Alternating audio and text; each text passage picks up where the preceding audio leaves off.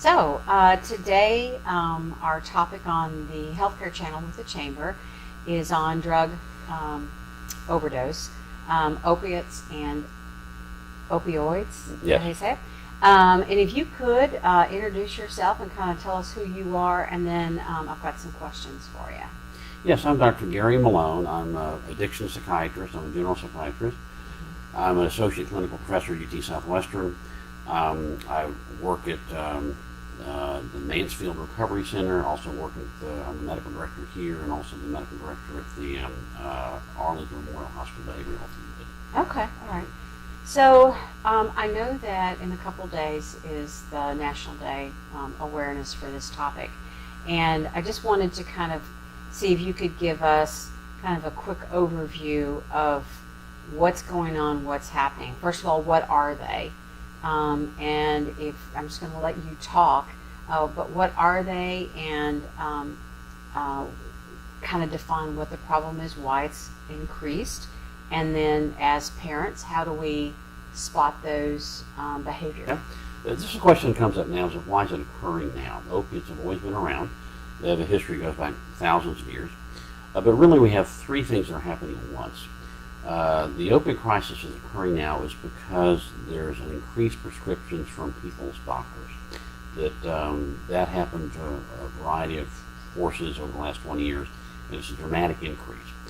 We're getting synthetic opiates that come from mainly China, but other countries that are developed in laboratories that are extremely powerful. The fentanyl, carfentanil, are 4 to 10 times more powerful than the oxycodone. And we've always had the heroin products that mainly come in now from Mexico and Colombia, and they have lost market share, and they've increased the quantity and increased the potency of the product that they're selling. So these things are all happening at once. They're happening around the country. Certain areas are hot spots for this. Certain parts of West Virginia and Ohio that that's right now it's the leading cause of death over 50. Wow. I think 50,000 people died of opiate overdose in 2016. You go to some places in Ohio, the CPS cases have gone up by 5-fold. There aren't enough workers to take these kids. They're talking about forming orphanages. You mean kids from families that where they're using opiates? They have to place the children, no place to place them. Wow. First time we've talked about orphanages since World War II. Yeah. In Utah, they always take cord blood from new infants. So in Salt Lake City, nice clean place full of nice religious people. Right. 10% of the cord blood in Utah contains opiates, not from addicts, general population. Wow. This is unheard of. The cartels introduced black tar heroin in the 80s, and it killed people. And so they took it off the market. It hurt their market. They now reintroduced it to compete with this. All these things are happening at the same time. And it's happening here. I had an individual I was working with who expired this summer, who bought he was buying kratom. He thought he was buying fentanyl, and he took it and did brain damage, and it caused respiratory depression, and he passed. Wow. A young man from this community. Wow. So this is here now, and it's going to stay, and it's not going anywhere. So, okay, but why? Is it because of the prescription? Is that the main thing that's driving it? It's the root of it? That's the root of it. It started 20 years ago when they decided to deregulate the prescription of opiate-based medicines. And make it where even federal laws were passed to say that there are no restrictions on getting opiate-based medicines for pain. And doctors were told it was a fifth vital sign, and so you had to treat pain. And the lawsuits of the 90s were mainly people not giving enough pain medicines. So the doctors just started writing all the prescriptions you could. And so there's towns like one town in West Virginia, they have 300 people in the town, and in 1 year they wrote 25,000 prescriptions for opiates. You're kidding. Oh, no, I'm not. Wow. And there's a doctor's office and the pharmacy next door. They have a lot of pain in that town. Doctors overprescribe here. The average time to be on an opiate-based medicine in America is 18 days. In the Netherlands, it's 6 days. My wife is part Dutch. Did something happen when we moved here? And the pain's worse? 75% of the opiate medicine created and sold as prescription is consumed in the United States. And this is a worldwide problem. You go to India or sub-Saharan Africa, people cannot get an opiate who have AIDS or terminal cancer, not one, not for blood or money. Right. And they're available like candy here.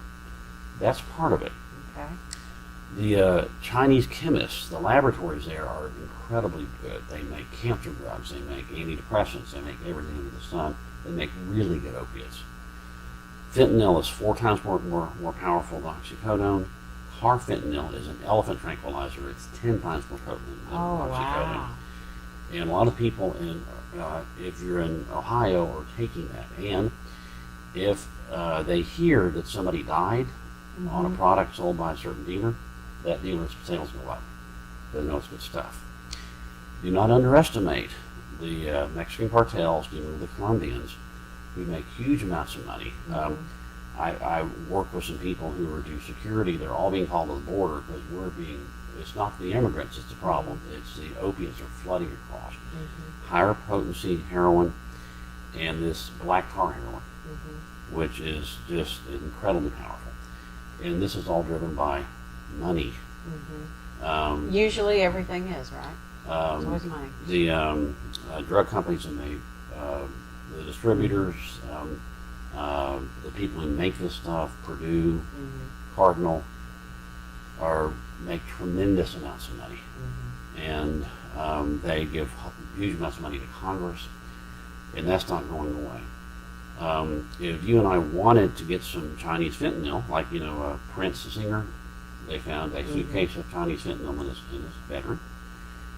We could go to the dark web this afternoon with a credit card, order some Chinese fentanyl. It would be here next Tuesday. And it'd be sent in a way the dogs can't find it. It's better that they don't. The carfentanil, it kills the dogs if they smell it, and the agents have to double glove or else they'll get sick. Wow. And you and I can order that. So, all right. So, are the majority of your patients then young adults, or do they run the it's a broad gamut? range. I mean, where's the main problem? Well, it's a very good question, because I've worked in methadone clinics. I've been doing this kind of work for about 40 years. The average life expectancy of someone who uses opiates is 46. That's been studied for many, many years. Okay. And so you do get some older people, but they started late. Right. This is actually, the deadlier part is the young adults, and if you go look in Ohio, it's people in their 30s and 40s. Yeah. Because what happens is you get a high enough dose of opiate in your system, it turns off your brainstem. Your brainstem controls heart rate, temperature, and breathing. And that's how you die, is you just quit breathing. There are deaths from different substances. Alcoholism is usually cirrhosis. That's an older death. You die early on stimulants, on cocaine, amphetamines. That's usually an arrhythmia. This is a very specific death. It's how older people with cancer die.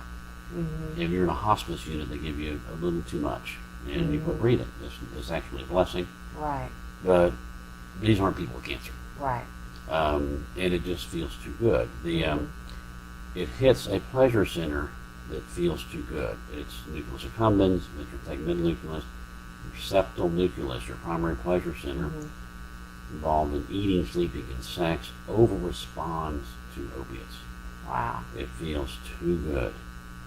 And if you introduce this to any community, 20% of the people will become addicted. Wow. Just like that. I'll tell you a quick story. Okay. It's a good story. Okay. When the British East India Trading Company, when Great Britain took over the world in the 1800s, they went into India, and they were trying to find ways to make money, and they got high-quality opium coming in from Afghanistan. What do they do with it? They knew it was valuable and how dangerous it was. They didn't want to sell it back in England. So they introduced it to China. Because now the Chinese were not happy. They had the opium wars, which the Chinese lost. The 20% of the people in the areas that they gave this opium became addicted. Wow. Now, almost every member of Parliament held stock in the British East India Trading Company. Most of our congressmen and senators own stock in Cardinal and Purdue. This is all the same stuff. Now, the other part of that story is the opium spread from China, went to Europe, and they said, we can't have this in Europe, what are we going to do? They went to the Bayer company, makes the Bayer aspirin, and we got to have a fix. So what's the fix? We'll make you a non-addictive form. So they developed a non-addictive form of opium. They cleaned it up, so this is perfect. It's going to be the hero of society. We call it heroin. How'd that work? Did about stock on the Bayer company before this is found out. This is not going away. It's just spreading because we're all susceptible. Places in Ohio, the addiction rate is 20% from Chinese fentanyl. I think people remember things. Yeah. But that's the rate. If we all sat in this room and there were 5 of us and had a bottle of this stuff or of just a bowl of fentanyl, we sat here 3 days. One person would be hopelessly addicted. We would all be affected. Wow. But it's just here, and the availability is too easy. Yeah. And So- the kids want to. Kids are educated. They're wanting to They do wanna it, push yeah. Yeah. So how do you recognize the signs Sure. of somebody who's doing that? When I see a lot of parents who are concerned about my child, is to know your child on drugs, know your child. Spend time with them. And I always talk to people, they're back in the room with the computer. They seem happy. They're playing Angry Birds. No, They're not bothering me. Yeah, they're not playing Angry Birds. Yeah. So you got to spend time with your kids and watch. The signs of drugs is easier than you think. They're out with people that you don't. They're a little sketchy. They come and say hi to you. Their sleep patterns change. Their school patterns change. Their moods change. They start making bad grades. Their teachers call you up and say, "Hey, we've had a change in behavior here." Then you get a drug test. Yeah. And you see what they're taking. As marijuana is now legal everywhere. It's going to be in the vending machines, 7-Elevens. The Chinese also make K2 Spice Diablo. That's marijuana on steroids. Does permanent irreversible brain damage. People go psychotic on it. Oh my. I get all these young people coming in, and they are just psychotic. And the other thing. So let me ask you. All right, it's that prevalent. Everybody's got it. You've got this influx of people coming in. Is it treatable? Yes. Okay. What I cannot tell you is how to fix it on a global scale. Okay. We can't go to China and bomb You these can't factories. solve that problem. Well, there's too many people making money off it. We can go down and fight. The guy was talking is going to go down and join a security force on the border. I hope he doesn't wind up dead. He probably will. We cannot beat these people. Yeah. You can make sure you don't take it. Right. And you make sure your kids don't take it Right. by educating them and talking about the risk. If you have a family risk factor, discuss that with your children. You find ways to make sure they know what the dangers are. Right. You're at a party and go, "Hey, I dare you to do this." Make sure you know what that is, and so that you can wind up dead. Yeah. And, Just one time. Oh yeah, just one time. Just one time. There's permanent brain damage. Stop breathing, and there's no do-over. And just don't think because your kids are quiet and there's no problems that it's okay. Pay attention. Be involved in their life. Be a test. Yeah. And parenting teenagers is a thankless job. They always resent you, and that's okay. Be the parent that shows up at the party, knock on the door. "Hey, how are you kids doing? You want some chicken wings?" Stick your head in the door. You smell anything, see anything funny, people behaving weird.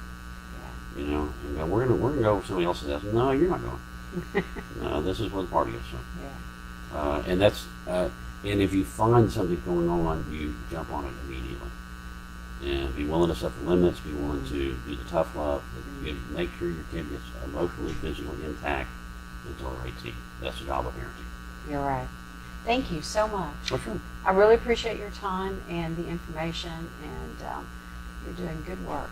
So. Well, thank you very much. This is this is very satisfying work. It's sobering for me to watch it. Right. Frightening to watch what's going on in our culture and our community. That's why we're here to help you. Yeah. Thank you. Thank you for coming.